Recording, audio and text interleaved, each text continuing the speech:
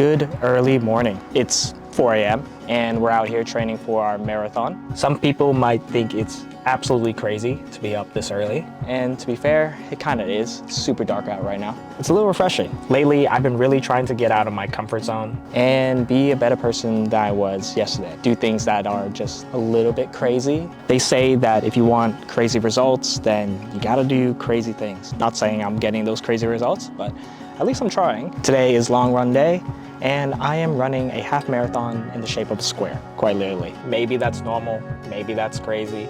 Last week, I did a full marathon in a circle, but that was super exhausting. But yeah, next month we got a few races coming up, so gotta put in the training so we can at least survive. Let's go.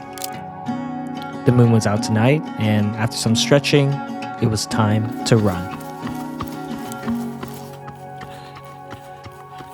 Because I was running in square laps, I was trying to keep track of the number. Almost done. However, I eventually just gave up. Soon enough, I checked my Strava, and we finished. Half marathon is conquered. Wouldn't say it was my best time. It was a little painful, but we got it done. I found by just doing something new, like today I'm running in a square, I've gamified it a little bit, made it a little bit easier for myself to get out of bed. Like I said last week, I ran in a circle, tried to find new ways to make it fun. I would say it's a little bit difficult. Plus it allows me to just go out and explore new places. Like I've never been to this park before, and I found this huge red chair. So that's pretty exciting. I made a mistake today though, a little bit crazy. I didn't wear any gloves, so my hands may or may not be a little bit frozen. I hope they're not frostbitten. All in all, I think we did a pretty good job today. It's all about showing up. All right, let's go.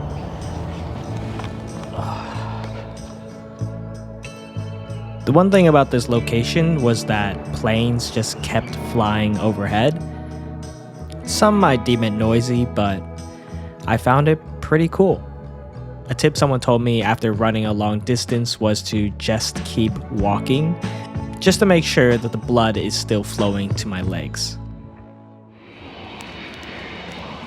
Another plane flew by. Hello, it's been super cold here in Sydney, and I honestly should be probably wearing a little bit more going running. A lot of the people I personally know have been getting a little sick.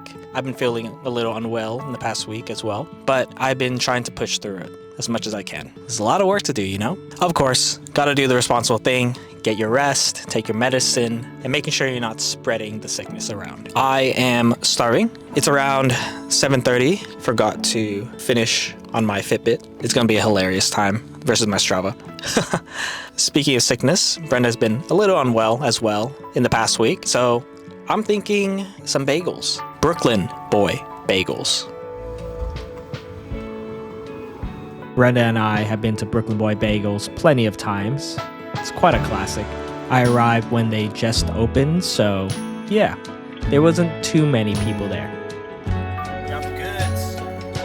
And finally, I can head home after my hard work. But that doesn't mean I can skip the protein. For me, protein is essential after every single run. Because if I don't take it, then all that hard work I just did won't really surmount to much, because I'm not fueling my body to get stronger. And of course, we get to dig into our bagels. I got 2 different kinds of bagels. One of them is the chicken, and the other is the lox. We usually like to go for one that's really light, whereas the other one can be a little bit more heavier. Typically, it's a chicken sandwich. And of course, my cat Sprout seemed like she was pretty interested in our bagels as well. Brenda was kind enough to make me a coffee to get some energy, and it was about time I get a haircut done. So last week I went to SmashCon to help out Brenda with her art market stall. But on the side, I was able to pick up a few things while wandering around. One of those things were art prints. This is a one-piece art print, and the one thing I really love about this print is the attention to detail. Of course, you have the ships, the Thousand Sunny, and the Going Merry just below the water. And when you look closer, you can see all the details in the sky, under the water, and of course, the ships. This is definitely a print I want to find a place around the home, just because of how professional it looks. The artist has crazy attention to detail.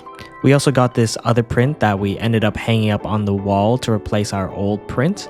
It's this image of a cat fishing on its little boat, and it just matched better to the other pieces on the wall.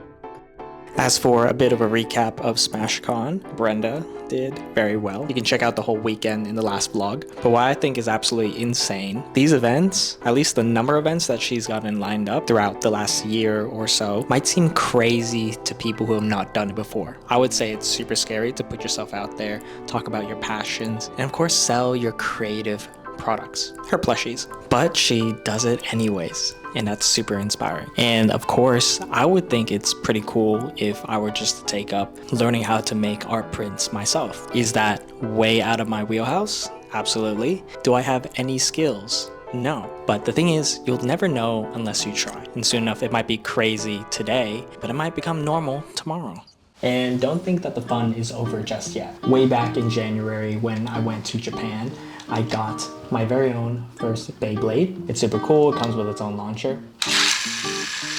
I got a few of these when I was over there just because I thought they would make great gifts for some of my friends. And plus we would have some fun just battling it out against each other. However, while at SmashCon, I figured this would be the place to actually get another one. I'm not saying that I am trying to create a collection or anything, but they look pretty cool. And lo and behold, I was able to find one. Introducing my new Beyblade.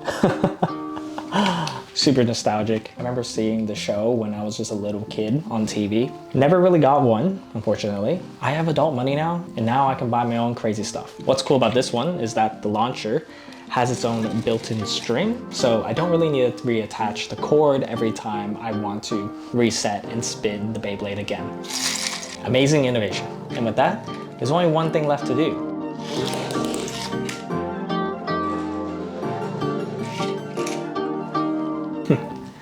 Childhood dreams do come true.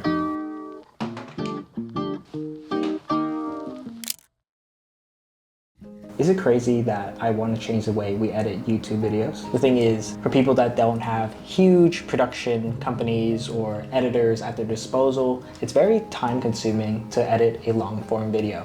I mean, personally, a part of my hesitancy to continue to make super high quality edits and long form videos that have all these animations and effects is the time. I wouldn't say that I'm an animations expert. I wouldn't say that I am great at sound design, but you start to realize that a content creator is their own production studio. And a lot of creators out there are one man or woman teams. My editor of choice has always been Adobe Premiere Pro.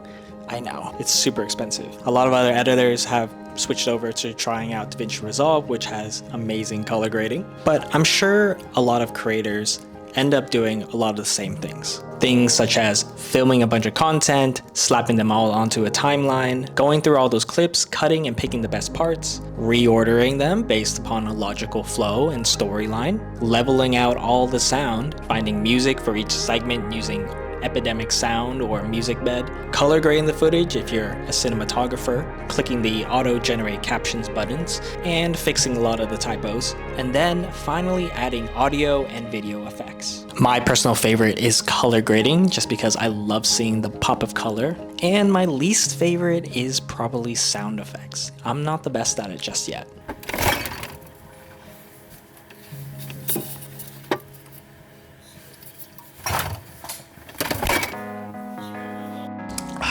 Lately, I've been trying out sparkling water. This one has a hint of lime in it, just because I think I like drinking soda, but with running and all, kind of have to try to be as healthy as possible. So this lightly sparkled water from Aldi has been a good replacement.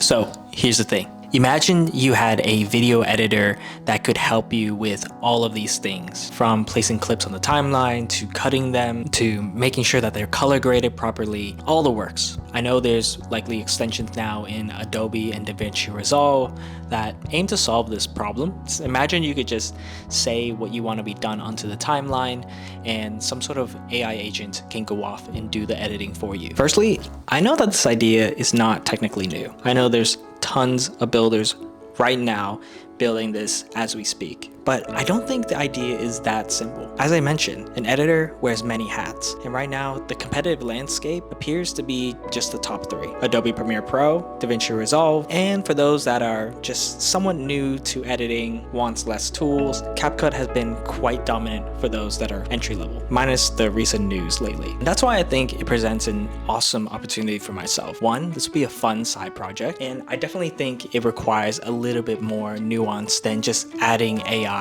to a product. The whole thing needs to be robust. I come from a background of software engineering, but I love making YouTube videos as well. Content creation will always be my passion. At the same time, I love the technicalities of just understanding how to build things. Can I merge being creative while being technical as well? This cool side project seems like that fine middle ground. Of course, there's a lot of work going on in the background, like understanding the existing solutions out there. What would a tech stack ideally look like for a product like this? And of course, truly validating whether this is a problem other people have as well. I know I'm not the only crazy one, and I definitely think that this would solve my own problems.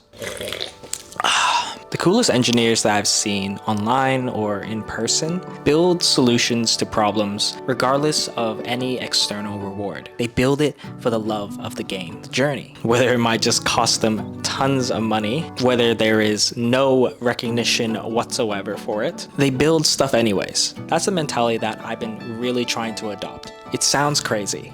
I know, like you could go out, spend tons of hours working on a singular goal, and it might not work out in the end. But that's the point, to try. The journey of trying to just figure things out, to test things, to fail, learning things that you would never have expected to learn before. And hey, if it doesn't work out in the end, you have a cool story to tell when you start working on your next big thing. So not to be corny or a little inspirational, whatever it may be, whatever you're super passionate about or wanting to do or wanting to build, do it anyways. Do it even if it sounds crazy. Thanks for watching, and I'll see you guys in the next one.